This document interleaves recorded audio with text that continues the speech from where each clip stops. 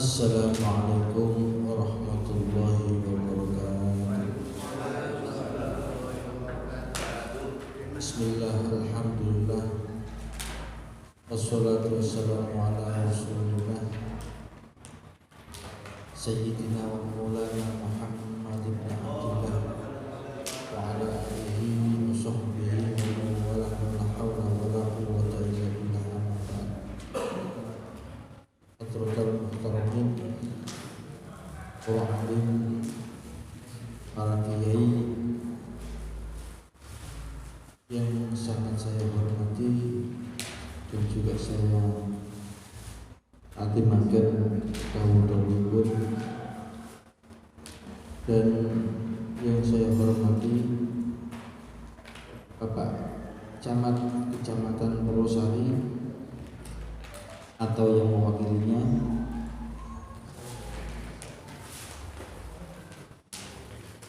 dan yang saya hormati DP MUI Kabupaten Pasuruan,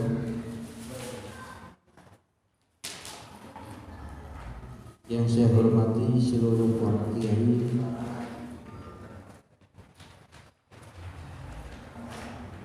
yang hadir dalam kesempatan ini. Alhamdulillah, pada hari ini kita dapat bersama-sama menjalankan sebuah agenda penting dalam rangka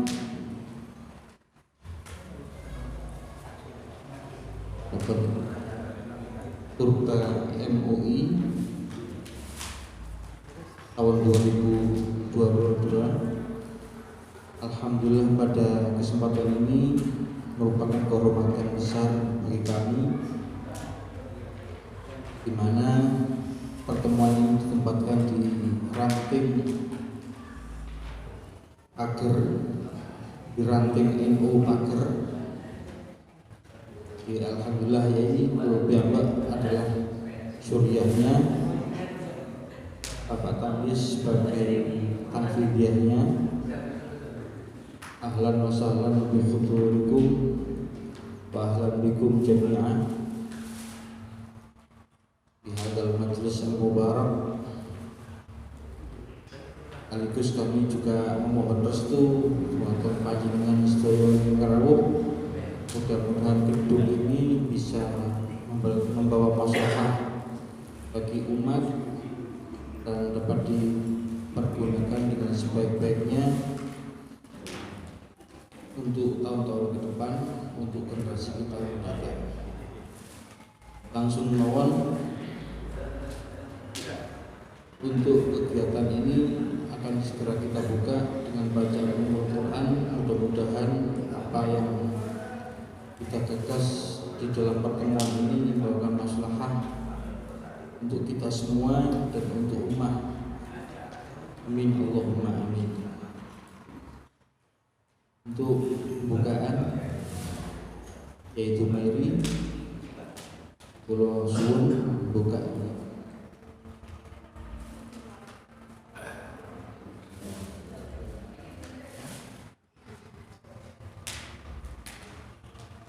Ala hajatiyah wa ala kunniyatina sholihah wa ila khadratin Nabi Muhammad sallallahu alaihi wasallam wa ala alihi wa ashabihi wa azwajihi wa dzurriyyatihi ajma'in wa jami'i syuhada wa sholihin wal ulama al amilin wa jami'i sadati as-sufiyah wa sadati al-alawiyah.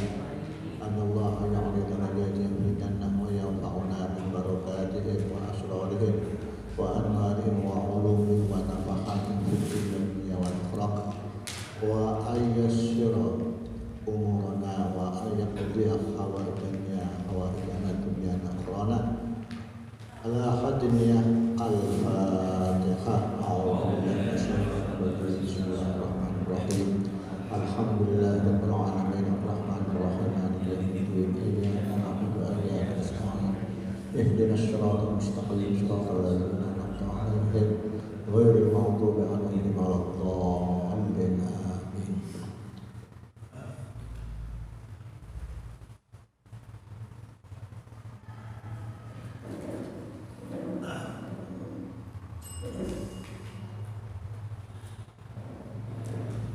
Terima kasih atas pembukaan yang dibawakan oleh beliau. Kemudian acara berikutnya adalah menyanyikan lagu Indonesia Raya. Pada seluruh hadirin dimohon untuk berdiri.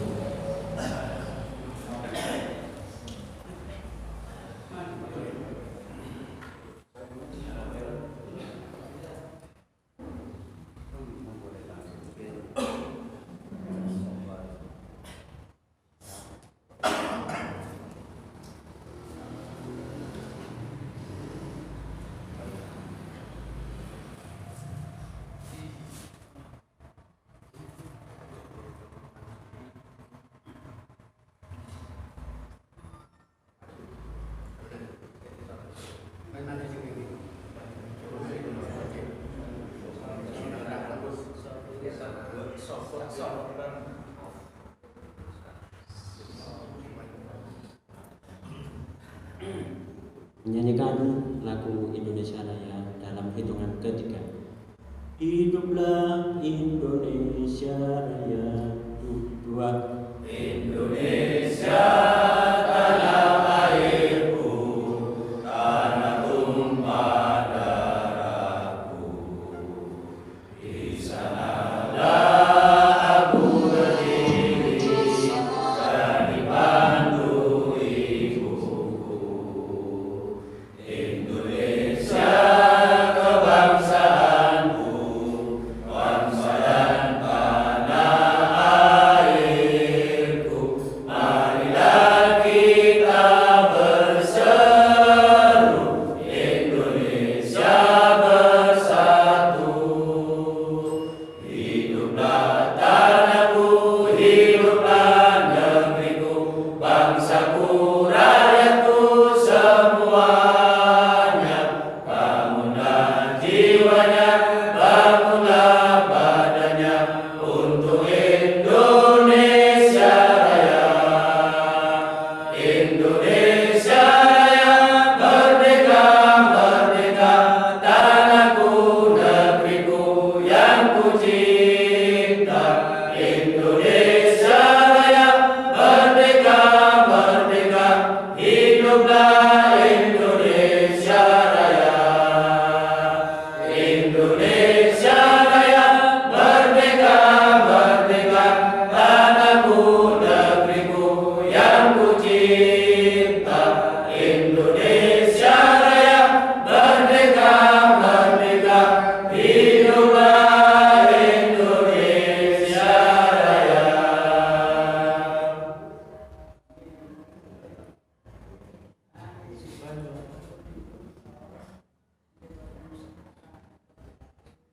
Hadirin dipersilakan duduk kembali.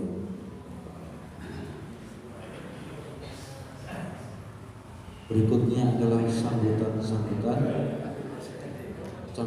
yang pertama akan disampaikan oleh Bapak Camat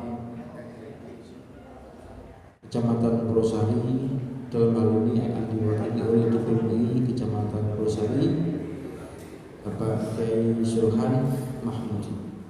Hanya dipersilakan. Assalamualaikum warahmatullahi wabarakatuh.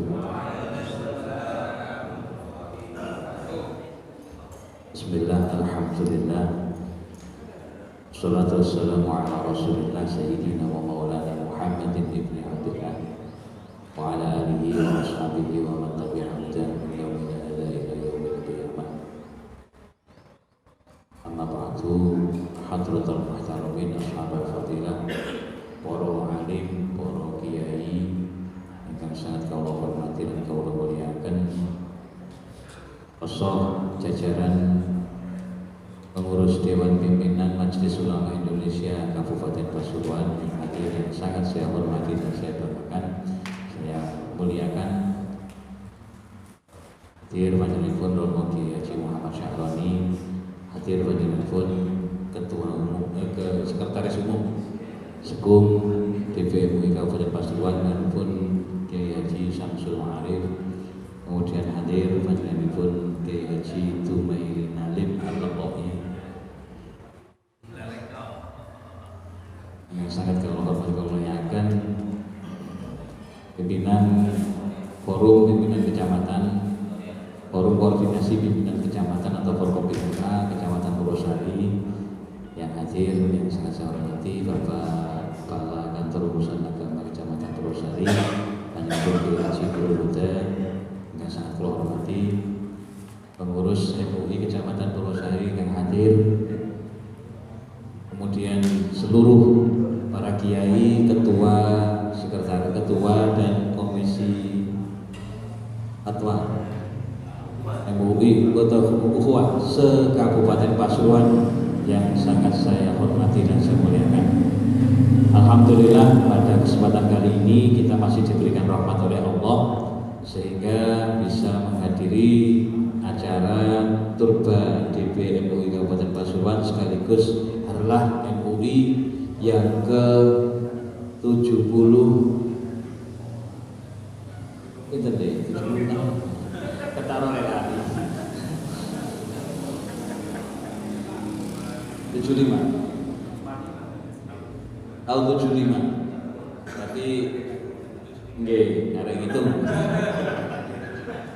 yang kene ku pun kula suwe kula itu niku 47 nggih alhamdulillah niki dalam keadaan sehat walafiat. Salawat dan salam tetap kita aturkan ke junjungan Nabi besar Muhammad Sallallahu Alaihi Wasallam.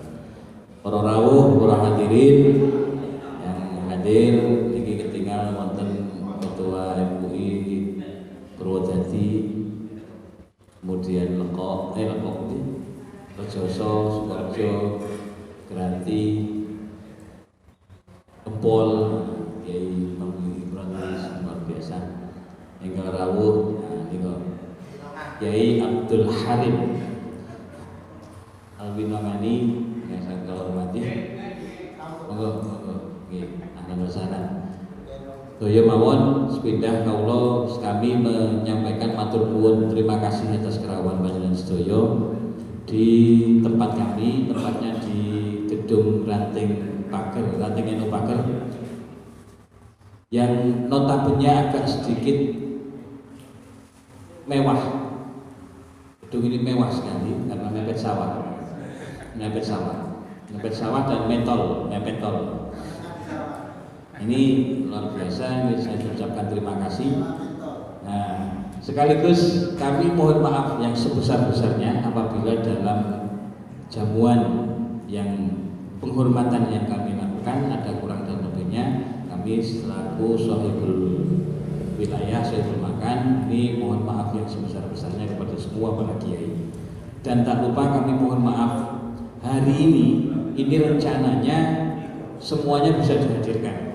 Teman-teman MUI dengan jumlah yang sudah ditentukan 20 orang, DPM Kecamatan Purwosari bisa dihadirkan dan beberapa Forkopimda. Tetapi ngapunten kiai hari ini pas kesalahan kali mus kawaroh anak cabang DP Ansor Kecamatan Purwosari di Bakalan. Plus kesarangan kali HUT Bayangkara di Mapolsek. Cuma niku wau Mapolsek sampun janji insyaallah kula tetap hadir siap mangke kula rantos. Kami mohon maaf yang sebesar-besarnya. Adapun tempat ini kenapa kok dipilih menjadi tempat HUT kita hari ini karena banyak hal. Di antaranya pengen pamer datang bencang-bencang itu Kecamatan Lintune ranting itu di kantor. Niki mau ditinggali sedaya ya. Termasuk Yai sinten Yai Afandi. Aku ikut WRB Ciranten juga di kantor. Niki sumidah untuk pamer. Tahadus bidik mah maksudnya Yai ngapunten. Ya oke. Tahadus bidik mah pantes nggih. Sing nomor kali niki kalih badhe nyuwun donga pangestu panjenengan. Mugi-mugi anggene nekat, mboten kula arani nekat. Niki kendel nyawa ning dhuwure guru. Yai Tamyiz niku sebagai ketua ranting niku kekendel. Mugi utangi bangun niki cendang mantun. Oleh sahabat kula, yen apa ya kula gawe temen kok kangsal niki. Durung kesawaran tenang, mboten Yai Samsul Ma'arif aman. Ya udah.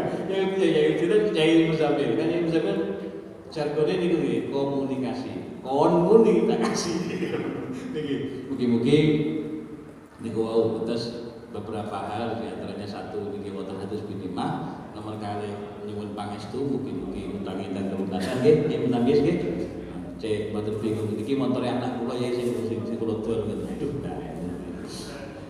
sawat itu bupati sawat masalah utang sorong nggih pun sing nomor 3 nyuwun barokah pangestu panjenengan Purwosari dan beberapa wilayah di sekitarnya kalau winginane sempat menjadi tempat MUI yang memviralkan diri di aplikasi di media sosial dan ini juga masih berlangsung di beberapa kecamatan.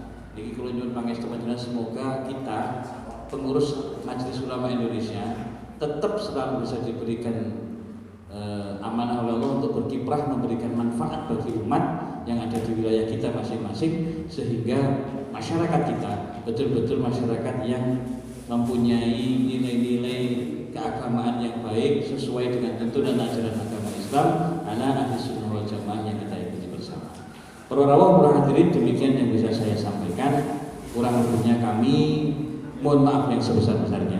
Akhirnya assalamualaikum warahmatullahi wabarakatuh. Waalaikumsalam warahmatullahi wabarakatuh. Sambutan berikutnya adalah akan disampaikan oleh Sekretaris Umum DPM Kabupaten Pasuruan kepada yang berwenang Kiai Syamsul Ma'arif, dipersilakan.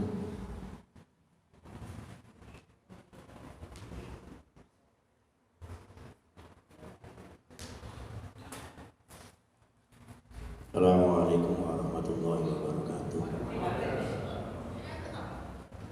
Alhamdulillah wassalatu wassalamu ala Rasulillah Sayyidina Muhammad ibn Abdillah la haula wala quwwata illa billah. Yang saya hormati para kiai, para bapak dan para undangan khusus dari MUI Purwosari. Alhamdulillah pada pagi hari ini kita bisa berkumpul bersama-sama di gedung yang baru, di gedung NU yang baru Ranting Pager, ditempati kegiatan MUI Kabupaten Pasuruan dan nanti akan dihadiri oleh Kiai Abdullah Samsul Arifin dari Jember. Dan tadi saya bel sudah sampai di Probolinggo, mungkin sebentar lagi sudah sampai ke sini. Sudah saya sampaikan kepada Kiai bahwa nanti yang diundang banyak, sekitar 70. Cuma yang hadir menurut absen saya masih belum 30 ya, belum 30. Karena mungkin tempatnya cukup nyelempit. Saya tadi juga harus kesasar ya, karena di depan sana bendera MUI-nya ngelempit gitu, jadi di masjid waktu itu saya putar-putar sana ya ada apa-apa lah, pengalaman kan MUI harus begini, bakal nang putar dong, itu rumus enak, rumus apik, rumus enak, rumus cepat itu dikutuk. Pimpinan kalau di depan meja saja juga pemimpinan yang tidak spesialis. Makanya saya minta supaya ke desa-desa, ke gunung-gunung ini supaya apa, tahu bagaimana keluh kesahnya hidup di desa, komunikasi. Ini ditempatkan di Purwosari ini di Pager. Baik para kiai, alhamdulillah pembukaan telah kita laksanakan. Insya Allah pemateri-pemateri ini telah siap. Panjenengan sudah diberikan materi. Di situ ada materi tentang fiqhu dzabhi, tentang penyembelihan. Termasuk kita akan mendekati hari raya Idul Adha, otomatis juga akan ada proses penyembelihan hewan kurban, terutama hewan sapi dan kambing. Kalau unta tidak ada, monggo Pak Kepala Desa, selamat datang Pak Kepala Desa. Pakil ya. Dan ini memang kenyataan ketika panjenengan semuanya yang ada di tengah-tengah masyarakat, apalagi masyarakat pegunungan, ini ada kekhawatiran mengenai penyakit PMK yang lagi mewabah. Ini bagaimana panjenengan mensikapi ketika hewan kurban ini terindikasi kena penyakit PMK? Panjenengan nanti akan diberikan wawasan. Yang pertama narasumber kita yaitu Kiai Haji Dumairi Nalim. Ini nanti menyampaikan tentang masalah fiqhu dzabhi. Yang kedua pemateri masalah ke-MUI-an atau tentang Majelis Ulama Indonesia ini bagaimana, organisasi ini bagaimana, nanti disampaikan oleh Kiai Haji Samsul Ma'arif. Dan nanti yang ketiga sambil menunggu dari DP MUI wilayah Jawa Timur, Kiai Haji Dr. Haji Kiai Samsul yang masih dalam perjalanan, dan terakhir nanti dari Kiai Haji MZ dan nanti dialog.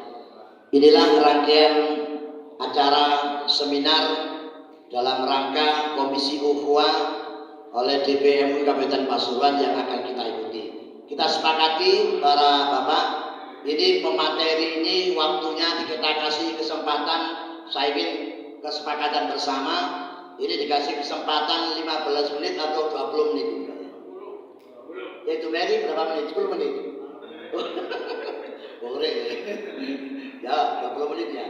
Ya, Yuan Sewu berarti 20 menit kesepakatan ini sambil nunggu dari wilayah. Tapi yang pertama akan disampaikan beliau, saya akan membacakan biodata beliau. Panjenengan biar tahu yang menyampaikan ini siapa, harus paham. Kita betul, harus jelas. Beliau adalah Kiai Haji Dumairi Nalim.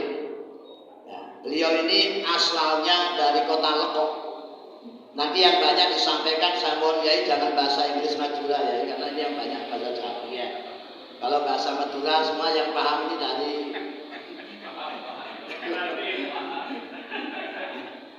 yang kedua, jabatan beliau ini banyak sekali. Kalau saya runtut jabatan Kiai Dumairi Nalim ini, insya Allah bukunya nggak cukup sampai. Yang pertama, beliau jajaran ketua DPMUI Kabupaten Pasuruan. Yang kedua, beliau jabatannya adalah Akwan Syuriah, bukan awam ya, Akwan, bukan awam Syuriah, Akwan Syuriah PCNU Kabupaten Pasuruan. Beliau juga Rois Syuriah, PJ Rois Syuriah, MWJNU Lekok. Beliau juga mantan ketua BWI, masih mantan, sudah mantan. Entah jabatan jabatan. Selanjutnya beliau juga menjabat sebagai penasihat lembaga dakwah LEDNU PCNU Kabupaten Pasuruan. Beliau juga memberikan siraman rohani tausiah di Suara Pasuruan, Lentera Hati, dan masih banyak lagi. Kalau saya sampaikan jabatannya sampai nanti malam nggak selesai, karena begitu banyaknya jabatan beliau. Maka daripada itu beliau istrinya sementara punyai masih satu. Ini beliau golongan wahidiyah, istrinya cuma wahid satu saja. Putranya berapa ya itu ini? Putranya banyak, putranya banyak. Baik, untuk itu kita dengarkan pemateri dari beliau dan mohon dibuka untuk pembahasan fiqh tahwi dari Kiai Haji Dumairi Nalim. Waktunya 20 menit ya, lebih 1 menit nanti saya ambil minta ya. Terima kasih. Ya kembali. Allahumma sholli ala Muhammad.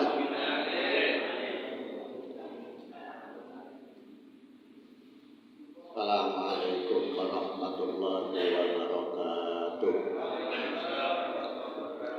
Bismillahirrahmanirrahim. Salatu wassalamu ala Rasulillah sayyidina wa habibina wa syafi'ina wa qurrati a'yunina maulana Muhammad wa ala alihi wa ashabihi wa azwajihi wa dzurriyyatihi ajma'in. Rabbi shrah li sadri wa yassir li amri wa hlul 'uqdatam min lisani yafqahu qawli. Subhanaka la 'ilma lana illa ma 'allamtana innaka antal alimul hakim. Waj'al a'malana khalisatan liwajhikal karim ya fattah ya 'alim iftah 'alaina quluubal 'arifin bi rahmatika ya arhamar rahimin. Amma ba'du, hadaratul muhtaramin, para kiai, para le para kiai niku Purwosari, para kiai niku Leko. satu ciri khas Madura itu katakan Inggris Timur, begitu katanya. Dan kami hormati dan dari pimpinan kecamatan Kurkom Pingka ditambah dengan Bapak Kepala KUA Purwosari, teman saya Pak Nurhuda, karena pernah menjabat di Lekok, dikenal. Pada ini nang pojok trek aku sing gitu. Tapi ngrapeno anak di keraton di pojok trek keliru nang keraton. Perlu nih dolek gratisan. Kepada para kiai dari jajaran DPRD Kabupaten Pasuruan, Bapak Kepala Desa yang terhormat, DPR MUI kecamatan-kecamatan yang hadir saat ini, dan khusus pada pengurus ranting NU Pagar yang saya banggakan. Wong ranting kantore kaya iki, ndak NWC ini kaya apa? Apa nama-nama lagi? Apa lebih hebat? Saya yakin kalau sekelas ranting saja seperti ini, NWC-nya mesti lebih baik. Ya harus itu wajib. Yang terhormat semuanya, alhamdulillah kami ucapkan syukur kepada Allah Subhanahu wa taala di pagi hari ini kita bisa bersua kembali dari beberapa pertemuan-pertemuan di daerah yang lain dengan materi yang mungkin berbeda. Saat ini kita mendapatkan materi dalam masalah zabhu penyembelihan. Waktu ini 10 menit. Memang menjadi pokok karena yang dikonsumsi kita sehari-hari adalah kebanyakan ini adalah daging. Kalau dulu orang makan daging itu mungkin setahun sekali leoyo, kemudian meningkat lagi seminggu sekali. Kalau sekarang tiap hari ini kadang-kadang kita ya mengkonsumsi daging kambing atau daging sapi atau daging ayam yang banyak kita konsumsi. Sementara kita nggak tahu bagaimana penyembelihannya. Nah ini yang kita angkat karena sudah banyak di tengah-tengah masyarakat kita. Saya di MU ini periode kemarin nggak salah. Ini termasuk salah satu tim sebagian grosoi nang desa-desa sama kesaron. Sampai jam 2 pagi hari itu masuk ke RPH, kemudian RPA yang di desa-desa itu kita masuk memberikan arahan, memberikan suatu informasi benar cara nyembelih. Dikhawatirkan itu masuk banyak sekali yang tidak mampu kita menjangkaunya, seperti menyembelih di partai-partai kecil gitu, yang hanya 100 itu darat itu tidak masuk sana, hanya kita lihat di pasar-pasarnya. Bagaimana yang terjadi di pasar-pasar?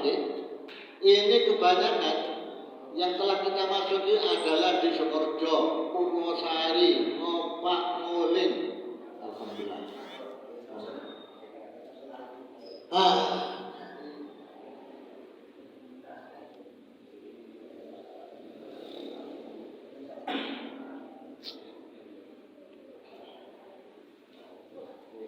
Alhamdulillah.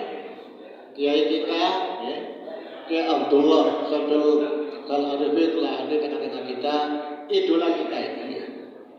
Kiai muda Jawa Timur yang menjadi andalan nasional sekarang di tengah-tengah kita di MUI wilayah Surabaya dan Jawa Timur. Saya bangga. Alhamdulillah kita kedatangan sangat bagus sekali.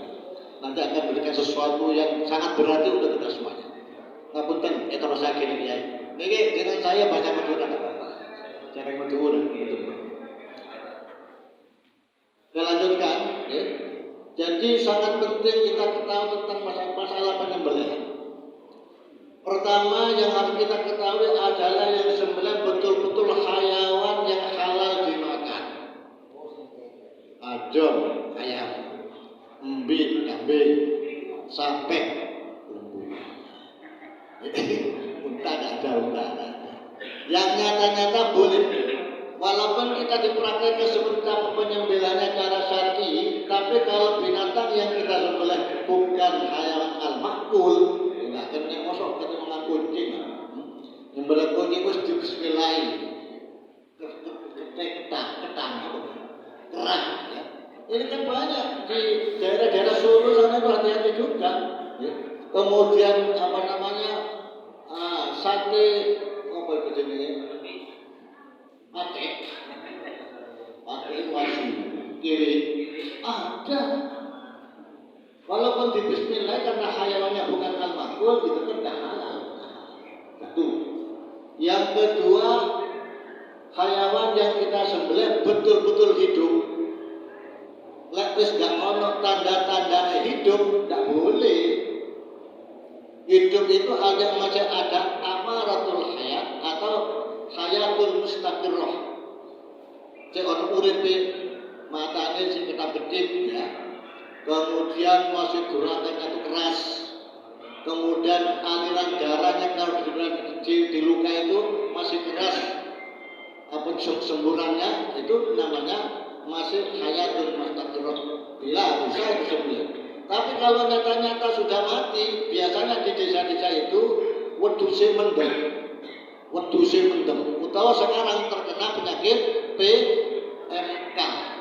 Wis parah. Aku mendatangkan apa? Mendatangkan dagang daripada tidak laku, tidak dapat uang sama sekali. Datang itu wis merem bisa tidak obat. Tapi karena pedang datang ya dibeli makanya 500.000 juga bangkai gitu. Karena sudah tidak ada hayatul mustaqirrah. Tidak ada tanda-tanda kehidupan dari hayawan yang akan disembelih. Ini hati-hati. Ini terjadi di masyarakat.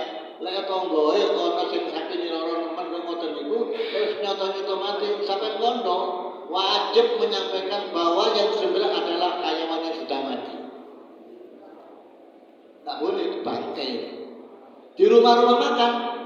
Nah ini setelah kita adakan satu penyelidikan di pasar-pasar, ternyata kebanyakan di pasar itu oleh nyembelih saenake, srit hanya begitu. Apalagi ayam-ayam jago itu hanya lukanya sekujur lidi. Ketika kita bongkar, ya hanya satu yang apa? Yang datang apa yang putus, padahal syaratnya kedua tenggorokan yang disebut halkum sama marik harus terputus. Ya apa caranya? Nah ini kita sebagai tokoh di masyarakat di masing-masing daerah minimal menyampaikan kepada masyarakat hati-hati yang belepetik, hati-hati, jangan pokoknya iso nyekel bareng iso ngengek, boten ketok.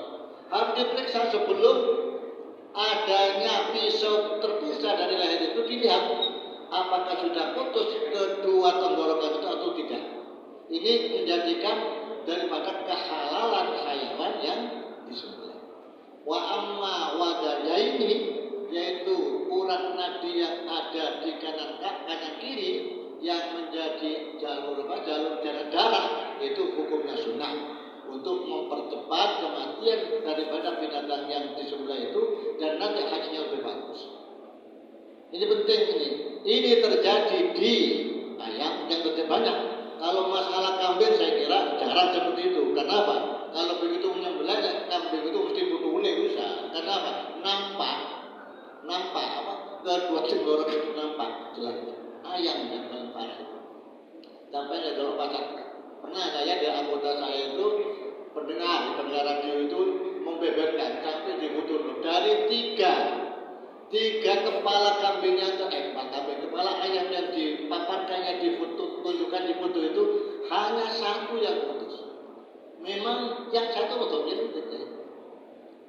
Kalau yang seperti penting itu adalah tenggorokan nyawa itu gampang itu terlentang. Tapi masalah yang satu agak nyempit di bawah. Makanya pisau kita itu kalau belum betul-betul adanya dua tenggorok putus jangan diangkat dulu. Itu sudah seperti itu. Sehingga orang-orang tua dulu itu kalau memberikan arah pada kita, lek iwate itu anu disi, sempit nang ukur. Ojo sampai mundur. boleh mundur itu tidak boleh gorokan, tapi boleh hilang. Jadi tidak sah itu, tidak sah.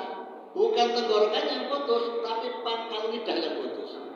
Kalau terlalu keras, lidah yang ditarik ke atas ini akan putus dengan sendirinya. Kalau putus dengan sendirinya, maka matinya ayam bukan karena disembelih, tapi karena putus tertarik oleh tangan kita semuanya. Nah ini.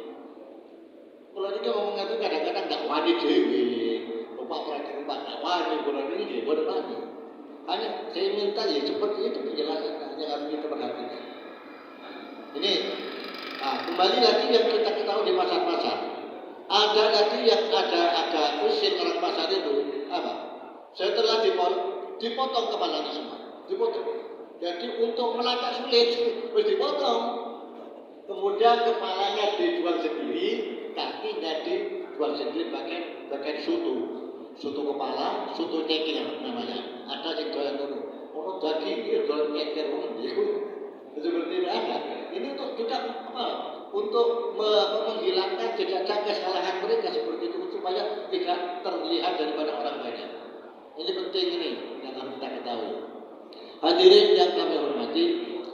Nah kemudian persoalannya, kalau adanya binatang yang kita sembelih itu adalah binatang yang rodok tegil, kuat ya, sudah putus, melayani berapa ya?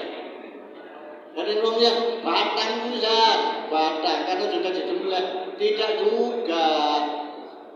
Kamu pegang kekelemahannya, terus putus sini tidak putus, melayani Kalau masih adanya binatang masih mempunyai ciri-ciri hayatun mustaqirrah, kita boleh sembelih lagi, betul lah. Jadi kalau masih ada hayatun mustaqirrah kehidupan, terus masih kejang-kejang, masih kuat, dibeli lagi. Seperti yang di YouTube itu kan ada itu. Pada separuh kena jejok colok bagusan. Nah dia pada dulu sapi ngamuk, itu kelemahan.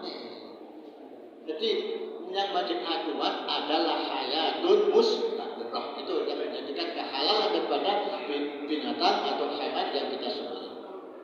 Hadirin yang kita hormati. Kemudian untuk mempercepat daripada adanya hewan kita sembelih cepat mati, ojo diganggu, biarkan sekarat jejak apa terserah. Ojo ndak diseseti. Ini terjadi oleh sampai kesarani. Saya kamu itu, mari ngek bagus penyembelihannya karena tenaga yang nyembelih itu kuat dan pisaunya itu besar, tajam lagi. Satu kali ngek itu sudah potong lagi. Hanya sayangnya ketika sudah diputus rebutan, kata mulai motongnya apa? Boleh ya, boleh. Saya kata kotornya itu boleh barang. Saya haram itu, nggak boleh begitu itu. Biar aliran darahnya itu keluar bentar sehingga dagingnya itu bagus. Nah anaknya sampai itu cak durungnya tuntas mati betul masih sekarat, kemudian segera ditoleti, ini aliran darahnya akan terambang-ambing dan lancar. Kemudian hukumnya menyakiti ayam padahal perintah Rasulullah Shallallahu Alaihi Wasallam. Bagaimana? Hewan yang akan kita falyudih, istirahatkan dulu. Jangan disembelih di dekat hewan yang disembelih lainnya. Pisaunya harus kita simpan, jangan diperlihatkan kepada hewan yang akan kita sembelih. Seperti itu. Dibagusi betul, kemudian ditidurkan, dirobohkan menghadap kiblat, yang menyembelih dapat kiblat dengan membaca bismillah. Itu yang terbaik seperti itu.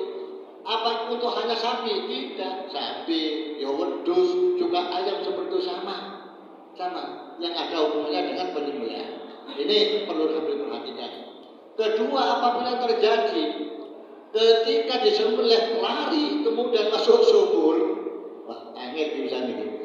Mlebu sumur terus endase ono ngisor-ngisor, nyonglet karo bedolan, nyonglet ke bawah ke goblok dan meriah. Kula tak songkan pun kiai. Nyonglet bagaimana? Itu sudah terluka dan memang akan disembelih kurban. Ada terjadi seperti itu. Ya kita jadi alat yang tajam, ya kita 11 yang mengenai bisa. Apa pakai pedang yang tajam kita obrol ke bawah sampai mati, itu boleh seperti itu. Jadi masalah-masalah itu banyak terjadi di masyarakat yang hanya kita kadang-kadang tidak ngerti, bingung seperti itu. Kemudian mana sih paling fatal itu, tapi masuk teknis ini. Masalah ngerubuhno sapi, ya. Itu sampai ada bisa mungkin kemarin yang ikut di NU, ya, di kantor PJN itu hari tanggal 26 itu, kan mengikuti itu cara merobohkan sapi seperti apa, itu pakai tampar, teknik seperti itu diikuti. Lah kalau akeh wong itu kadang banyak orangnya, tapi tata cara nggak ngerti, jadinya akhirnya orang yang keselentik, bukan hanya mati, bukan kelengker, yang tukar kelengker, aduh kayaknya kelengker karena dorong puji. Ya seperti itu hati-hati seperti itu. Ini yang menghadapi di saat ini. Jadi saya ulangi, masalah penyembelihan tadi hayawannya harus betul-betul hayawan al-makul yang dapat dimakan. Kemudian cara penyembelihan harus memotong, memutuskan 2 tenggorokan ditambah 2 wadajen atau urat nadi. Kemudian kalau yang model sekarang, ya, yang di YouTube ada itu, begitu kepalanya dicodorkan langsung putus, ya apa ya? Kalau panjang seperti itu. Kalau yang menyembelih itu adalah muslim, ya, menyembelih itu muslim, ya halal lah. Tapi hukumnya makruh, cara seperti itu makruh. Iso haram boten niku karena menyakiti tidak boleh. Perintah Kanjeng Nabi harus diistirahatkan, harus diberikan rasa gembira gitu loh. Kalau jebulnya itu disiksa, dijilat macam-macam. Itu jangan, bagaimanapun itulah makhluknya Allah Subhanahu wa Ta'ala, harus kita berbuat baik juga kepadanya. Ini barangkali yang ada hubungannya dengan masalah penyembelihan. Ini terjadi. Kemudian masalah penyakit PMK, ya, PMK itu yang sekarang sudah merata itu mungkin Indonesia apa mendunia itu, tak tahu itu. Hanya kalau dihubungkan dengan korban, cukupkah sapi yang terkena penyakit PMK itu dijadikan kurban? Ya dulu. Kalau memang sapi yang akan dibuat kurban itu adalah penyakitnya parah, nyoto-nyoto loro nemen, tak cukup. Yang paling pokok halal kurban harus gemuk, sehat. Jangan sampai ada anggota-anggota yang cacat, tanduknya pun jangan sampai. Kemudian pincangnya bukan pincang yang betul-betul pincang, yang sehat itu yang baru yang dirasa nantinya. Tapi kalau sudah ini borokan tidak bisa dimakan, artinya tidak dibuang. Ini kurang dagingnya, bisa mengurangi daging kurban, tidak bisa dijadikan kurban. Gampang saja ini diarahkan pada kurban itu konodus. Kalau sapi berapa? Untuk 7 orang, kambing 1 orang. Ya, berikan kambing 7 kan semari, tidak usah beli sapi sudah. Kalau betul-betul akan ingin berkurban seperti itu. Yang sehatnya kalau kambing saya kira untuk masa-masa ini tidak terlalu banyak masalah kambing. Tapi masalah sekarang yang boleh kurban sapi ini orang-orang yang dibagi daging tidak mau. Ada tadi malam saya ada pertemuan di sini Serai Madinah sapi satu nggak mau panitianya. Kenapa? Kalau saya gelem nerima daging ini tuh ada apa? Cicit. Apa cicit? Pokoknya cicit belum ada. Kiku. Padahal tidak apa-apa, kata kesehatan tidak apa-apa, tidak ada pengaruhnya kesehatan tentang masalah penyakit PMK. Yang terkena penyakit hanya mulut dan masalah kuku, daging tidak apa-apa dan jeroan, kaki dan mulut. Itu bisa itu. Ini kita protes ini. Wadi-wadi ini hadirin yang dihormati, mohon maaf ya banyak mungkin pembahasan masalah ini yang harus kita sampaikan, tapi sudah kena klaim untuk supaya berhenti ya kita menurut saya kan ada jawaban. Ini barangkali mungkin nanti ada pertanyaan-pertanyaan yang ada hubungannya dengan masalah korban dan masalah penyembelihan bisa dilanjutkan. Segala kekurangannya mohon maaf. Wallahul muwaffiq ila aqwamit thoriq. Assalamualaikum warahmatullahi wabarakatuh.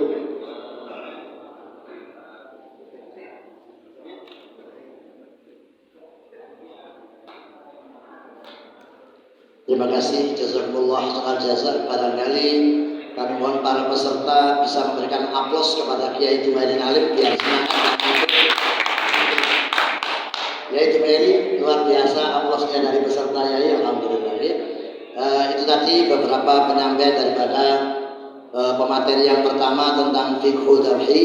Panjenengan sudah membawa buku panduan yang telah diterbitkan oleh DPM Kabupaten Pasuruan. Panjenengan sudah banyak menerangkan, mendengarkan apa yang diterangkan oleh beliau Kiai Haji Jumaidi Alim. Untuk pertanyaan tolong disimpan dulu Bapak nggih. Tolong pertanyaannya disimpan dulu. Pertanyaan-pertanyaan yang panjenengan tadi belum paham, tanya kepada beliau. Nek kurang mantep, soal ke Kiai Jumaidi ya, soal ke sana tanya masalah hewan, ya. Hewan tanya gimana cara menyembelih ya. Kalau soal ke sana enggak usah repot-repot ya. Baik, selanjutnya pemateri yang kedua ini nanti akan dipandu oleh beliau Kiai Haji Samsul Ma'arif, pemateri dari DPMUI Jawa Timur yang akan disampaikan oleh beliau Al-Mukarram Bapak Kiai Haji Abdullah Syamsul Arifin. Ini beliau asli dari Jember. Ini tadi kami isi datanya, istrinya tidak diisi, kosong. Putra putrinya juga kosong. Jabatan beliau sekarang adalah jajaran Ketua MUI Jawa Timur. Yang kedua, beliau juga Ketua PJNU Jember. Beliau juga yang ketiga Ketua Lembaga Dakwah Pengurus Besar Nahdlatul Ulama.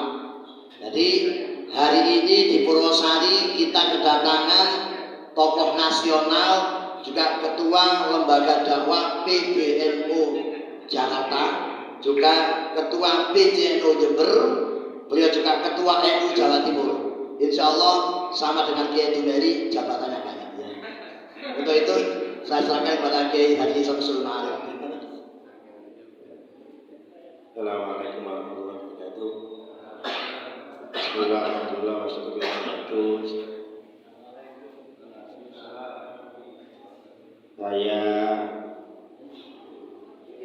menggantikan posisi Yai Suyuti yang saat ini karena ada musibah. Jadi protokol tadi sudah disampaikan oleh atau diganti oleh Kiai Mati. Sedangkan untuk narasumber ini saya yang menggantikan.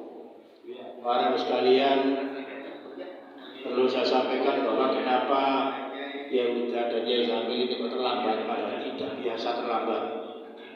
Karena membagi tugas harus ke Ampel Sari Pasukan. Ya. Jadi tidak biasa Yahuda sama Yazamil terlambat, tidak biasa. Cuma karena ini tadi bagi tugas saya yang di sini sama Yai Fadi, lalu Yahuda sama Yai Zamil ke Ampel Sari karena yang wafat mertuanya Yai Suyuti, sekretaris MUI Kabupaten. Adapun nanti yang sudah datang lebih duluan, insya Allah nanti takziahnya setelah kegiatan ini, ya, jadi bagi tugas. Para kiai bapak sekalian, untuk acara yang kedua ini adalah milad MUI yang nanti akan disampaikan oleh beliaunya Kiai Haji Dr. Abdullah Syamsul Arifin Asa apa SK ya?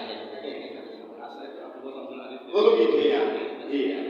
Ini karena dulu pernah ya satu apa ya? Satu wadah di PJNU. Saya ketua PJNU Bangil, Yai Asa atau panggilannya Gus Aab ini ketua PJNU Jember dan 3 periode. Sampai sekarang 3 periode. Kalau saya cukup 1 periode, soalnya gak dipilih mana. Kan gitu ya, karena gak dipilih. Nah, ini Yai Kiai Abdullah Samsul Arifin ini atau Panji Gus Aap ini 3 periode dan sekarang sudah naik ke PB, naik ke ketua lembaga dakwah LDNU. Ini perlu saya perkenalkan karena beliaunya ini juga yang aktif waktu di Mujadalah tentang Syiah Wahabi beliaunya ini. Dan Syiah Wahabi dulu setiap ada di, belum ada YouTube waktu itu, masih video ada atau kaset ya beliaunya ini. Cuma saya pikir saya ini tambah gemuk karena dengan saya waktu di Jakarta dan sekian ini gitu ya. Karena waktu itu sama-sama jadi ketua PJNU se-Jawa Timur. Ya. Ini saya ke Jakarta juga pernah satu pesawat, cuma pulangnya karena ada acara sendiri di kantor DPR. Ini perlu saya kenalkan ini supaya nanti mantap. Lalu yang kedua, Yai Asa, seperti Yai Asa dan misalnya Asa ya. Atau Gus Aap, Yai Asa gitu ya. Tapi kalau Yai di Pasuruan itu siapa? Gus Adi itu sebenarnya Yai Asa. Sekarang ganti Yai Asu. Saya enak saya lagi. Yai Asa itu Ahmad Suadi Abu Aman. Tapi sekarang ganti Asu. Ahmad Suadi punya itu muka apa itu? Suadi. Jadi daerah saya masuk Yai Asu kan daerah ya. Ini Yai Suadi ya. Yai jauh kagak sama ini. Ini nanti akan memberikan waktu yang mungkin agak panjang karena hubungannya dengan milad atau perang dan sebagainya, nanti biar lebih tuntas oleh Yai. Dan insya Allah nanti sekarang sudah jam 11:04. Saya minta ada kesepakatan jam 12 ya. Karena dari Jumur ke sini setengah jam kan kurang ya. Saya saja kangen dari sekarang apalagi ada. Dan yang diundang Yai ini memang ini tidak banyak, bukan sifatnya rapat umum ya. Tapi yang diundang ini kecamatan hanya 2, satu kecamatan 2, jumlahnya 24 kecamatan, ditambah dengan sekitar, jadi jumlah yang memang ini. Jadi nanti dengan pidato seperti rapat raksasa gitu aja ya. Karena memang jadi. Kenapa? Banyak nanti tidak nyaut, tapi ini nyaut. Dan bukunya sudah diberi tadi buku kecil, menurut saya pinjam bukunya. Juga sudah diberi buku ini kan dari Yai. Demikian saya minta yang di luar masuk semua, tidak ada yang di luar. Biar nasinya tidak ada yang nyuri, masuk aja namanya. Eman-eman, saya kangen betul dengan Yai Asa ini ya. Dan panjenengan 48 yang diundang ini, jadi nanti biar paham dan nanti disampaikan ke kecamatan masing-masing. Demikian selanjutnya kami berikan kepada Yai Asa Gus Aap ini sepuas-puasnya, nanti yang penting jam 12 selesai. Itu aja. Insya Allah nanti yang lain sudah ada sambutan kecuali panjenengan yang diharapkan. Demikian kami persilakan sebenarnya kepada Gus Aap.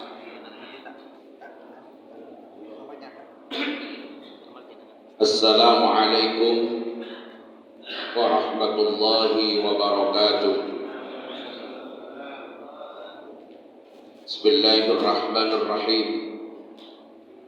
Alhamdulillahilladzi amarna bil ittihad wa nahana 'anid du'fi wat tafarruq wal fasad. ومن علينا بفضله الكريم إذ من علينا بنبيه محمد صلى الله عليه وسلم فهدانا إلى الدين الحق والصراط المستقيم وعلى آله وصحابته ومن تبعه إلى يوم الدين. أما بعد, yang sama-sama kita muliakan Ketua Umum Majelis Ulama Indonesia Kabupaten Pasuruan, beliau Romo Kiai Huta, Sekretaris Umum Kiai Haji Samsul Ma'arif, beda sedikit ujungnya dengan saya. Kalau saya Abdullah, orang tua Samsul Arifin menjadi Abdullah Samsul Arifin. Kalau beliau Samsul Ma'arif. Alhamdulillah pernah bersama-sama sebagai ketua PJNU, beliau di Bangil, saya di Jember. Pada periode pertama saya diberi amanah sebagai ketua PJNU di Jember. Alhamdulillah alhamdulillah ini periode ketiga dan akan mengakhiri. Saya sudah menyampaikan ke teman-teman, saya harus pindah. Kalau tetap di Jember, nanti dipilih lagi 4 periode, Nyai Pak Harto ini. Harus naik kata Buya ini.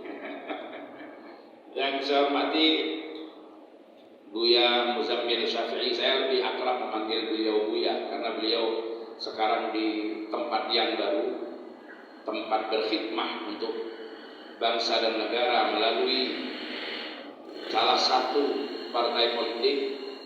Beliau ini lebih dikenal dengan Buya, tapi beliau ada dimanapun tetap darahnya, khidmahnya, perjuangannya adalah Nahdlatul Ulama. Itu yang harus kita catat dari beliau. Beserta seluruh jajaran Dewan Pimpinan Majelis Ulama Indonesia Kabupaten Pasuruan, Dewan Pimpinan Kecamatan Majelis Ulama Indonesia se-Kabupaten Pasuruan, khususnya yang jadi tuan rumah di Kecamatan Purwosari. Semua yang hadir mudah-mudahan selalu dirahmati, diberkati oleh Allah Subhanahu wa taala. Alhamdulillah, pada siang hari ini kita bisa bersilaturahim, silatul arham yang di dalamnya ada silatul af'ad, silatul ajsa wal arwah. Sejak pandemi sering kita tetap komunikasi, tetapi hanya silatul arwah, tidak ada silatul ajsa. Hanya ruhan la jasadan. Sekarang mulai melandai walaupun belum dikatakan selesai sepenuhnya, mulai digerakkan dan disemarakkan kembali silatul arham yang di dalamnya ada silatul ajsa wal arwah. Dalam silatul arham akan terjadi silatul afkar. Apa silatul afkar? Konsolidasi ide, gagasan dan pemikiran. Termasuk pada kesempatan ini ada penyampaian panduan dalam kehidupan keumatan, dalam kehidupan beragama, utamanya dalam waktu dekat kita akan merayakan hari raya Idul Kurban atau Idul Adha, yang setelah itu akan diikuti dengan penyembelihan hewan kurban. Yang hari-hari ini kita juga masih ada dalam suasana terjangkitnya food and mouth disease atau yang sering disebut dengan penyakit kuku dan mulut atau mulut dan kuku PMK, dan bagaimana panduannya secara syar'i serta aturan-aturan penyembelihan, di mana kita juga punya yang disebut dengan juleha, ya juleha, tapi bukan Zulaikho. Kalau Kiai Samsul itu lebih senang Zulaikho daripada juleha. Juru sembelih halal. Ini sudah disampaikan tadi fiqhud dzabhi, dan dari silatul afkar akan terjadi silatul af'al. Apa itu silatul af'al? Konsolidasi gerakan.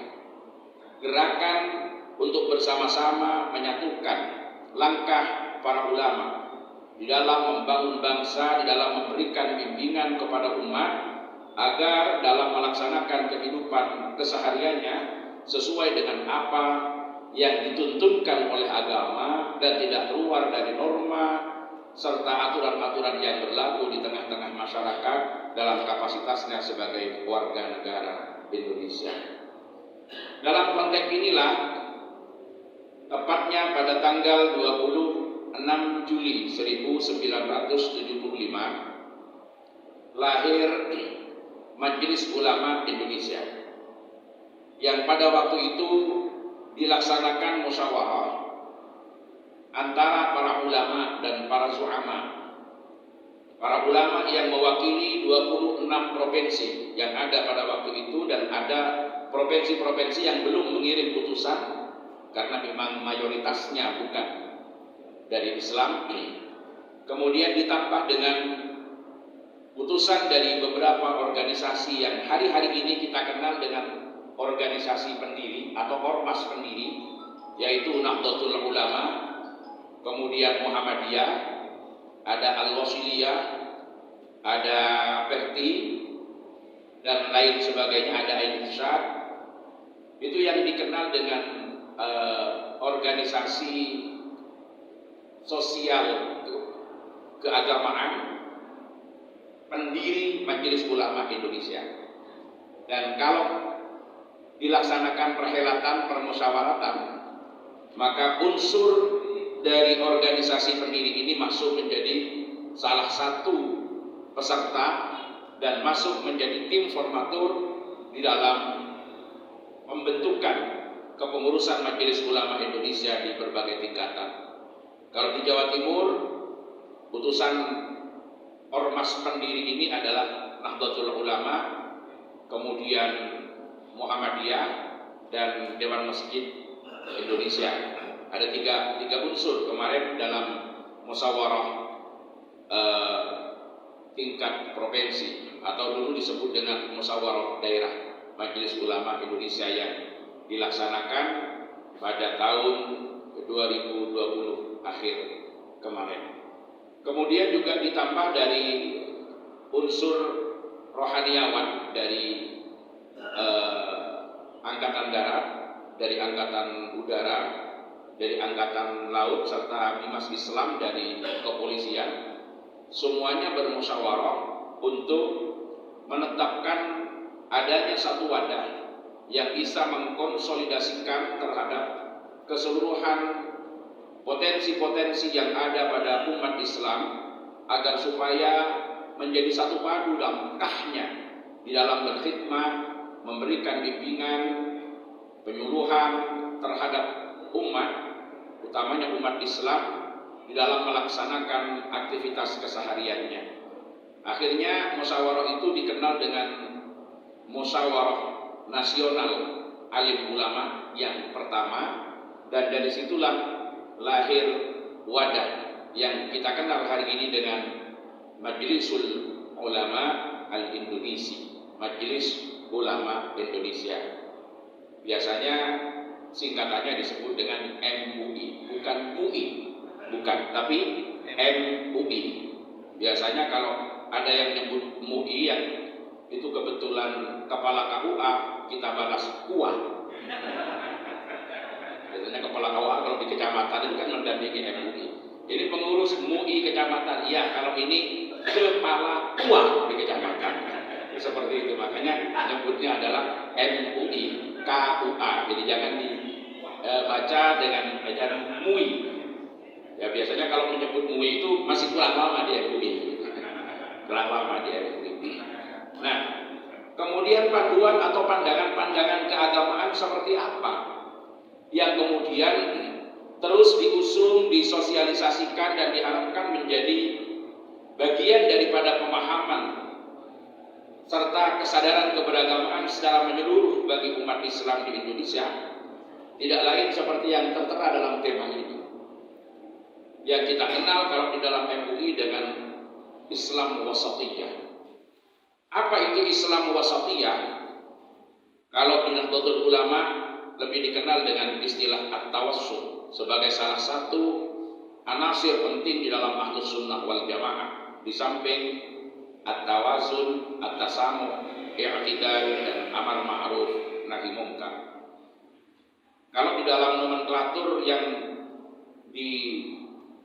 digagas atau selalu diseminasikan dan disosialisasikan oleh Kementerian Agama, yang dipilih adalah moderasi beragama. Kalau di MUI Islam wasatiyah, di NU adalah at-tawassul. Sebetulnya beda kata, beda penyebutan, beda nomenklatur, tapi maksudnya kurang lebihnya adalah sama. Apa itu wasatiyah atau at-tawassul? Adalah mauqiful wasti bainat tatarrufain, sikap pertengahan di antara dua titik ekstremitas. Jadi ada yang menyebut mu'tadilul wasti bainat tatarrufain, sikap tegak lurus ada di titik pertengahan di antara dua titik ekstremitas. Apa itu? Ekstrim kanan dan ekstrim kiri, yang sering disebut dengan at-tatarruf atau tatarruf tasyaddudi dan tatarruf tasahuli. Ini kalau yang sering dipakai oleh almarhum guru kita Abah Kiai Haji Ahmad Hasyim Muzadi. Jadi wasatiyah itu sikap pertengahan antara tatorruf tasyadudi dengan tatorruf tasahuli, atau ekstrim kanan dan ekstrim kiri. Kalau bahasa Ketua Dewan Pertimbangan Majelis Ulama Indonesia yang beliaunya juga mustasyar di PBNU, sebelumnya adalah Rois Am dan Ketua Umum di pimpinan MUI Pusat, Kiai Haji Ma'ruf Amin, beliau menyebut prinsip wasatiyah atau Islam wasatiyah itu adalah la radikaliyah wala liberaliyah. Jadi tidak radikal dan tidak pula liberal. Berada di mana? Berada di pertengahan. Ini paling tidak mengambil inspirasi dan makna filosofi dari firman Allah Subhanahu wa taala, a'udzubillahi minasyaitonir rajim, wa kadzalika ja'alnakum ummatan wasatan litakunu syuhada'a 'alan nas wa yakuna ar-rasulu 'alaikum syahida. Apa wasatiyah? Apa mauqiful wasli baina tatarrufain? Titik tengah di antara dua titik ekstremitas. Sikap pertengahan di antara ekstrim kanan dan ekstrim kiri. Ini semua adalah sikap yang merupakan karakter daripada ajaran Islam itu sendiri. Karakter daripada ajaran baginda Rasulullah Shallallahu Alaihi Wasallam yang dapat diterapkan di dalam berbagai lini kehidupan kita. Kalau mau kita terapkan dalam konteks membelanjakan harta atau mentasarrufkan harta, maka ini disebut dengan iktisad. Iktisad atau prinsip ekonomis itu ada di tengah antara israf dengan bukhel. Israf itu adalah boros, bukhel itu adalah medit, kreket, cerek, cepleng ke dalam, buli dalam. Itu kalau bahasa orang Madura itu. Itu yang disebut dengan bukhel. Kalau israf berlebih-lebihan, prinsip iktisad di tengah-tengah. Nah, prinsip iktisad ini yang juga disebutkan secara langsung dalam Al-Quran dan menjadi dasar daripada pola-pola wasatiyah. Disebutkan dalam beberapa ayat, misalkan di dalam surat Al-Isra, atau disebutkan dalam surat Al-Furqan, walladzina idza anfaqu lam yusrifu wa lam yaqturu wa kana baina dzalika qawama.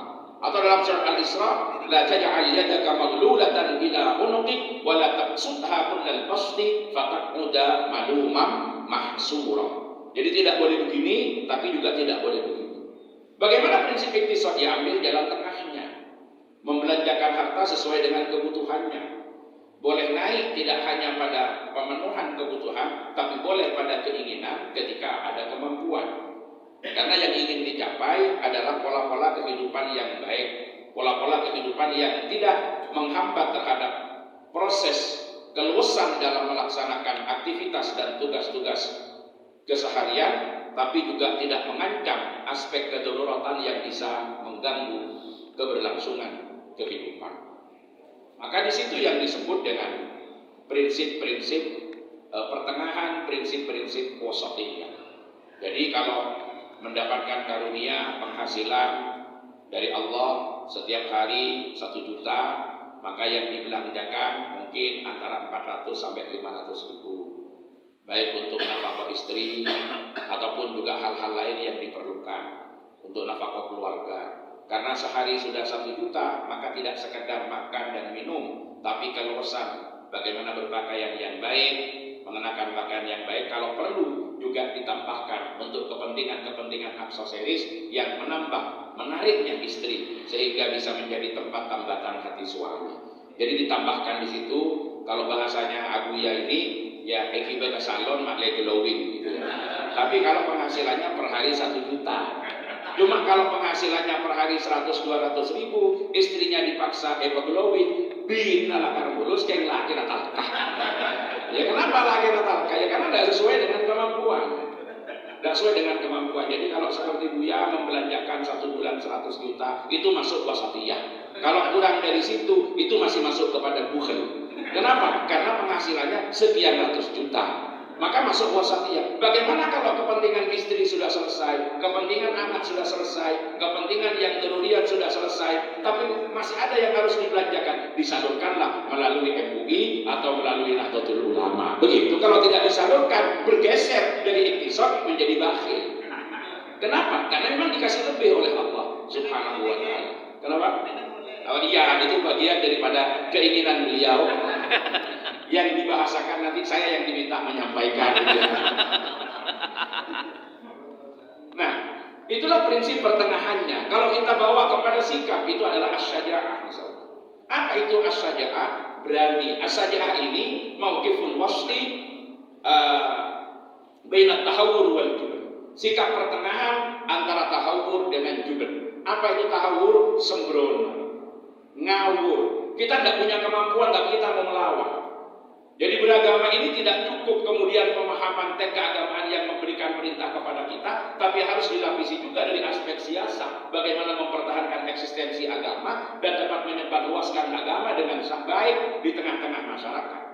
Jadi ketika kita berhadapan dengan kekuatan yang besar, kita berhadapan dengan tembok yang kokoh, jangan dipaksa untuk membenturkan kepala kepada tembok agar kita bisa masuk ke dalamnya. Karena hanya akan menghancurkan kepala, tapi carilah celah di mana kita bisa mengintip walaupun dari lubang yang kecil, baru kemudian berpikir bagaimana membesarkan lubang agar supaya kepala bisa masuk secara keseluruhan. Tapi juga tidak boleh juben. Apa juben? Kita punya kekuatan tapi tidak mau bergerak. Kita punya power tapi kita berdiam diri melihat ada kebatilan, ada ketidakadilan yang terjadi kepada masyarakat. Itu namanya juben. Maka prinsip as-syaja'ah berani ini tidak juga ngawur tapi tidak boleh mengecut. Seperti itu yang disebut dengan prinsip as-syaja'ah. Misalkan tidak memerlukan strategi-strategi khusus karena memang tampak di depan dan kita bisa melakukan dengan power dan kekuatan yang Allah berikan kepada kita sebagai amanah yang kita bawa, maka itu harus dilakukan dalam rangka islahiyah, memberikan yang terbaik dalam kehidupan umat, membawa umat pada kebaikan. Nah, kalau kita tarik ini tema yang disebut di sini dalam konteks kehidupan berbangsa dan bernegara, maka prinsip wasatiyah ini sudah sejak dari awal itu diterapkan di Negara Kesatuan Republik Indonesia melalui perundingan-perundingan permusyawaratan yang dilakukan oleh para founding fathers. Misalkan ketika meminta bagaimana masukan-masukan daripada tokoh-tokoh Islam, utamanya dari ormas-ormas Islam seperti Nahdlatul Ulama, Muhammadiyah pada saat negara ini berdiri. Maaf, pada waktu itu MUI belum ada.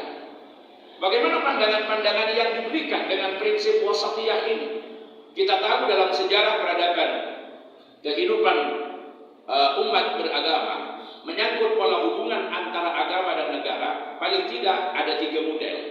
Yang pertama yang sering disebut dengan kelompok dependen, yang menghubungkan secara ketat, menghubungkan secara kuat antara agama dengan negara.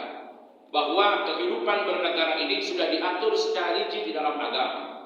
Oleh karena itu tidak perlu untuk menerima, mengambil pikiran-pikiran selain daripada Islam itu sendiri di dalam kehidupan berbangsa dan bernegara. Bahkan nama dan bentuk dari satu negara itu sudah ditetapkan nomenklaturnya dan tidak boleh keluar dari nama-nama yang pernah ada, yang pernah diaktualisasikan dalam pola hubungannya antara agama dan negara sejak masa periode awal Islam pada masa Rasulullah dan pada masa sahabat. Sehingga nama yang ada harus bernama khilafah, imarah, dipimpin oleh khalifah, dipimpin oleh amir, imamah, dipimpin oleh imam dan lain sebagainya dengan nomenklatur keislaman yang pernah berkembang di dunia Islam. Sehingga nama-nama selain itu tidak diterima. Sistem selain itu tidak bisa diambil.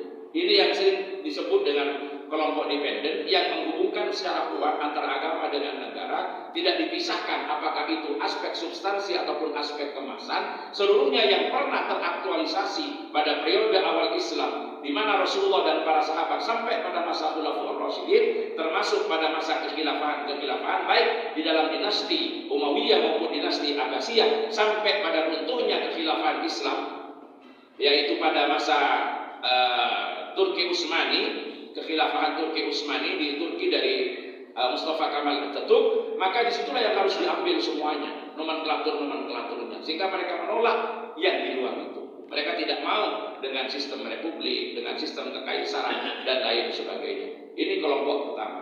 Maka ini sempat muncul, berkembang, kadang-kadang tenggelam, muncul lagi, dan sampai hari ini di Indonesia belum bisa dikatakan ini habis, belum bisa dikatakan ini tidak ada. Walaupun wadahnya sudah dibubarkan, tetapi orang-orangnya malah menyebar kepada berbagai lembaga-lembaga yang lain, dan ini akan terus mengancam terhadap keutuhan negara kesatuan Republik Indonesia karena sering menjadikan agama sebagai komoditas, menjadikan agama sebagai lip service, agama dianggap sebagai nama yang paling seksi untuk kemudian digunakan sebagai pelindung terhadap aktivitas gerakan-gerakan, padahal sebetulnya gerakan mereka tidak ubahnya juga adalah gerakan-gerakan sia-sia, tetapi menjadikan agama sebagai sebagai simbol, menjadikan agama sebagai topeng dan lain sebagainya. Ini agak mengancam terhadap keutuhan negara kesatuan Republik Indonesia dengan karakter kebinekaan dan kemajmukan yang ada di Indonesia. Kemudian ekstrem kirinya itu juga ada yang menghendaki bahwa bentuk negara di Indonesia ini seharusnya tidak perlu melibatkan agama. Lepaskan saja antara agama dengan negara. Ini yang sering disebut dengan kelompok independen atau kelompok-kelompok sekuler. Mereka adalah kelompok yang memberikan konsep fasluddin anid daulah, memisahkan agama dengan negara. Agama biar menjadi penuntun yang mengatur pola hubungan antara manusia dengan Sang Pencipta, hablum minallahnya, sementara negara diatur seperti apa biarkan ditentukan oleh akal dengan hasil permusyawaratan, karena itu yang menentukan baik dan buruknya. Tentu dua hal ini sama-sama kurang cocok dengan karakter keindonesiaan. Apabila yang dipilih yang pertama, kita tahu juga Indonesia ini dengan kemajmukan dan kebinekaan, terdiri dari berbagai suku, berbagai ras, berbagai agama dan keyakinan, bahkan yang berkontribusi terhadap kemerdekaan Republik Indonesia dari penjajahan para kolonial, itu tidak hanya umat Islam, tapi semuanya ikut berkontribusi dan ikut bergabung. Kalau dipaksakan maka akan terjadi disintegrasi, kemudian konflik tidak pernah selesai. Kapan kemudian kita akan mengarah kepada pelaksanaan ajaran-ajaran agama dalam kehidupan keseharian secara tenang dan baik ketika konflik tidak bisa diselesaikan? Namun tidak pas pula kalau yang dipilih adalah sekuler. Sekuler itu memisahkan agama dari kehidupan. Karena realitasnya yang ada di Indonesia hampir semuanya adalah umat beragama, apapun agama dan keyakinannya itu. Maka disinilah prinsip wasatiyahnya ketika kita dihadapkan kepada kehidupan berbangsa dan bernegara, yang dipilih secara tepat bukan yang dependen, bukan yang independen, tapi interdependen. Apa yang interdependen itu? Menjadikan agama dan negara sebagai tauhaman. Ad-din wal muluk tauhaman. Negara dan agama sama dengan saudara kembar. La yatimmu ahaduhuma illa bil akhar, yang tidak sempurna salah satunya kecuali dengan yang lain. Ad-dinu huwal aslu, kemudian wal mulku wal harisu. Agama adalah pondasi dasarnya, asalnya, sementara negara adalah penjaganya. Maka di sini dibangun di dalam konteks kesetaraan, konteks kesejajaran. Artinya agama butuh negara, tapi negara juga butuh agama. Bagaimana konstruksi kehidupan berbangsa dan bernegara tidak lepas daripada inspirasi-inspirasi atau ta'alim ad-diniyah, ajaran-ajaran keagamaan yang masuk dalam kehidupan berbangsa dan bernegara, tetapi dimasukkan secara konstitusional yang tidak terjadi benturan-benturan dengan apa yang telah disepakati di dalam bangunan kehidupan bernegara kita. Maka disitulah yang kemudian, kalau di dalam Nahdlatul Ulama, mohon maaf kalau saya harus menyebut ini, kalau ada yang berbeda, di dalam Nahdlatul Ulama itu konsep di Indonesia ini tidak tepat kalau mau dijadikan sebagai Darul Islam, tapi juga tidak mungkin disebut dengan Darul Kufri. Maka pilihan konsepnya adalah Darus Salam. Jadi negara yang aman, yang kondusif, yang memberikan perlindungan kepada seluruh pemeluk agama, hidup berdampingan dengan baik tanpa adanya saling memaksakan, serta tidak boleh gangguan antara yang satu, adanya gangguan antara yang satu dengan yang lain. Nah, pola-pola yang kemudian diterapkan dalam kehidupan berbangsa dan bernegara yang saat ini ada di Indonesia, ini lahir karena adanya pandangan wasatiyah. Muncul karena adanya pandangan wasatiyah. Artinya apa? Dari sisi nomenklatur tidak harus memilih nomenklatur yang pernah diaktualisasikan dalam konteks hubungan agama dan negara yang ada di Timur Tengah misalkan. Pada saat berdirinya Islam, lahirnya Islam itu sendiri, di tempat kelahiran Islam itu sendiri, tidak harus sama dengan itu. Tetapi agama tetap hadir dalam kehidupan keseharian dan menjadi inspirasi dalam konstruksi kehidupan berbangsa dan bernegara. Lahirnya seperti apa? Bisa menjadi sumber hukum, karena kita tahu sumber hukum material di Indonesia ini yang berlaku ada 3. Yang pertama adalah dari tinggalan kolonial Belanda, kemudian yang kedua adalah adat, dan yang ketiga dan yang paling banyak adalah agama. Tetapi ketika itu lahir, ketika itu masuk, maka tidak perlu juga harus menunjukkan ini warnanya dan coraknya seperti ini dan dari agama ini, karena akan menimbulkan ketersinggungan atau keinginan dari pemeluk agama lain untuk melakukan hal yang serupa. Konkretnya bagaimana? Prinsip dan ajaran-ajaran agama dengan berpegang kepada wasatiyah ini, paling tidak kalau kita gambarkan dengan apa yang di depan saya ini ada kue-kue, itu hadirnya seperti garam. Bagaimana garam? Kalau garam hadir ke makanan tidak pernah mau menunjukkan eksistensinya, maka dia tidak perlu menunjukkan warnanya seperti apa, dan garam tidak merubah terhadap warna dari satu makanan. Tetapi ketiadaan garam dari satu makanan akan dirasakan kehambarannya. Ketika dia ada, dia tidak merubah warna walaupun menentukan terhadap cita rasa. Disitulah kehadiran ajaran-ajaran Islam dalam kehidupan berbangsa dan bernegara. Yang dihadirkan adalah prinsip-prinsip ajarannya, substansi ajarannya, dikemas secara konstitusional sebagai hukum positif yang diberlakukan, sebagai perundang-undangan yang berlaku yang diputuskan melalui mekanisme penetapan keputusan-keputusan. Tapi tidak perlu dimunculkan kalau itu adalah bagian daripada ajaran agama, agar tidak menimbulkan kecemburuan dan keinginan bagi pemeluk agama yang lain melakukan hal yang serupa. Karena berpikirnya kita jangan berpikir Pasuruan. Berpikirnya kita tidak boleh berpikir Jawa Timur. Kita harus berpikir secara menyeluruh di Indonesia. Bagaimana di tempat-tempat lain ada saudara-saudara kita yang justru di sana posisinya minoritas. Maka tatkala ada inisiatif peraturan-peraturan daerah yang ditetapkan di Pasuruan, yang ditetapkan dalam skala regional di Jawa Timur, tidak perlu seperti Buya ini menyampaikan bahwa ini adalah dari Islam. Tapi sampaikan aja sebagai aspirasi dari para legislator yang memang menginginkan ada peraturan-peraturan yang diberlakukan, tetapi semua itu didasarkan pada prinsip-prinsip ajaran Islam. Karena kalau itu nanti dimunculkan secara formal, nanti juga akan dilakukan hal yang sama. Bagaimana dengan di Manokwari, bagaimana dengan di Papua, bagaimana dengan di NTT, dan lain sebagainya. Disitulah kehadiran Islam dirasakan di dalam seluruh sendi kehidupan masyarakat, tapi tidak penting untuk terlalu muncul dalam konteks perundang-undangan dan dalam takmin atau dalam hukum positif kalau itu dari Islam. Yang penting di situ. Beda dengan kehidupan private kita. Kalau kita hidup di masyarakat, kehidupan pribadi, kehidupan di pesantren, kehidupan di kampung kan muncul dengan simbol-simbolnya, nggak ada masalah. Tapi dalam perundang-undangan, dalam kehidupan berbangsa dan bernegara, inilah yang kemudian dianggap mampu untuk merekatkan kebinekaan, menjaga kemajemukan, menjaga keutuhan negara kesatuan Republik Indonesia. Karena semuanya merasa terayomi, semuanya tidak merasa terpinggirkan, karena menganggap bahwa ini adalah bagian daripada agamanya. Kenapa?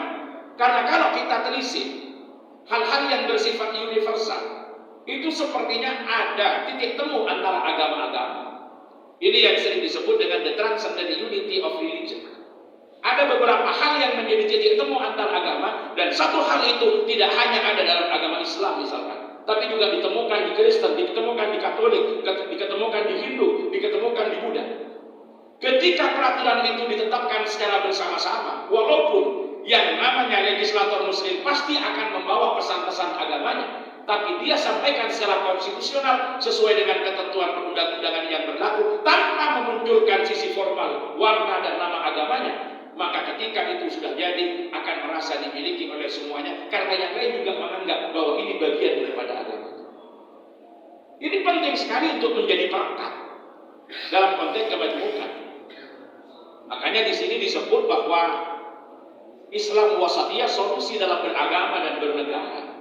Karena ini yang menjamin untuk terjaganya di sini. Bayangkan, di Indonesia ini ada berbagai suku, ada berbagai adat istiadat, ada berbagai bahasa, ada berbagai ras, tapi bisa disatukan dengan negara kesatuan Republik Indonesia. Banyak negara-negara yang harus belajar ke Indonesia, termasuk di Timur Tengah. Sukunya sama, rasnya sama, bahasanya sama, tapi harus terpecah-pecah menjadi sekian-sekian negara. Dan di sini berbagai suku disatukan. Kenapa? Karena memang harus ada pemersatunya, harus ada common platformnya. Yang kemudian dirumuskan di sini adalah Pancasila. Kenapa Pancasila? Pancasila yang memang tidak akan menggantikan agama, tidak akan menggantikan agama dan juga bukan agama, tetapi yang ada dalam Pancasila tidak satupun bertentangan dengan ajaran-ajaran agama. Bahkan ini menjadi intisari daripada ajaran-ajaran agama manapun yang sekarang ada di Indonesia. Ini ketika prinsip-prinsip wasatiyah itu kita terapkan dalam kehidupan berbangsa dan bernegara. Makanya kalau saya meminjam istilahnya Gus Dur itu, kalau bahasanya Gus Dur itu, orang NU dalam konteks hubungan agama dan negara jangan terlalu pusing dengan warnanya kutang. Yang paling penting isinya kutang. Walaupun warnanya menarik, ada renda-rendanya, kalau isinya lembek, ini kurang disukai. Ya. Tapi yang paling penting itu apa? Isinya. Bukan penting warnanya, wadahnya.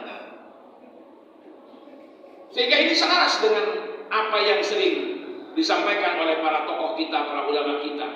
Tabaqqa al-hukuma al-adila wa in kanat kafiratan wa tafna al-hukuma al-zalima wa in kanat muslimatan. Jadi negara yang berbasis pada keadilan, memberikan perlindungan terhadap hak-hak sipil, menganggap semua warga negara persamaannya di depan hukum, membawa kepada kesejahteraan lahir batin dalam kehidupan warganya, maka itu harus dijaga dan dilestarikan. Wa in kanat kafiratan, walaupun dengan menggunakan nomenklatur yang tidak Islami. Namanya Jumhuriyah, Republik, namanya Kaisar, namanya Kerajaan, namanya dan lain sebagainya. Tapi sebaliknya, wa tafna al-hukum al